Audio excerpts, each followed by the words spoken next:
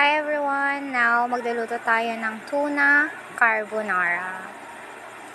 Yeah. Let's go!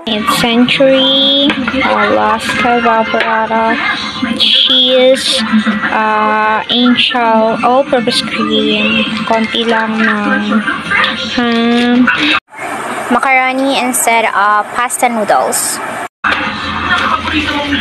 paminta, Margarine. bawang, sibuyas. Ayan, nakat ko na yung cubes. Ito, bawang, sibuyas. Tapos ito cheese, konti lang. Tapos ham. Ayan. Napakuluan ko na yung macaroni para bigisan na natin yung sauce. Ito na lahat ng macaroni. Na-drain ko na siya. So, nagigisa na tayo. Yung same pan ng pinagpakuluan ko ng macaroni yung pagigisa natin. Maglagay ng mantika. Konti lang na paramihan. Bawang, igisang bawang hanggang sa umamoy or mag-aroma.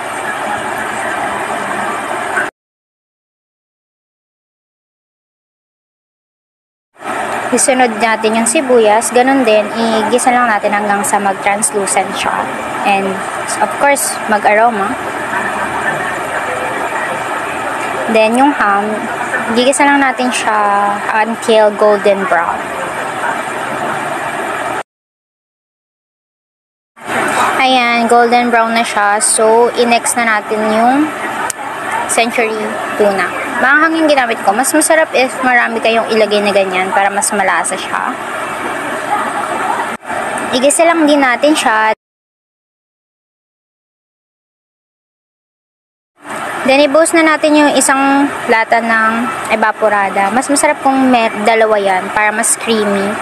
Then, next natin is yung all-purpose cream. Ganun din, mas malasa siya if dalawa yung ilalagay nyo. Pero depende sa budget nyo yan.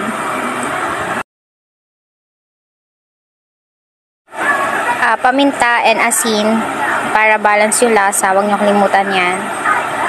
Depende sa inyo kung gano'ng karami. Tapos ilagay na natin yung cheese. Tunawin lang natin yan para mas creamy syempre.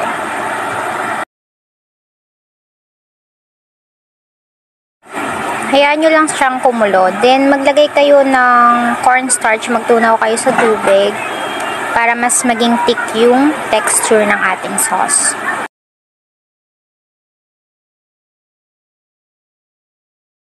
Lagay nyo na yung pasta after nyo tikman kung okay na ba yung lasa niya.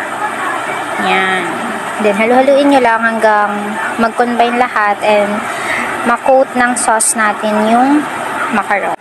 Tada! Ito na yung ating tuna carbonara. Pero, ang ginamit natin is macaroni. Tipid tips, babush!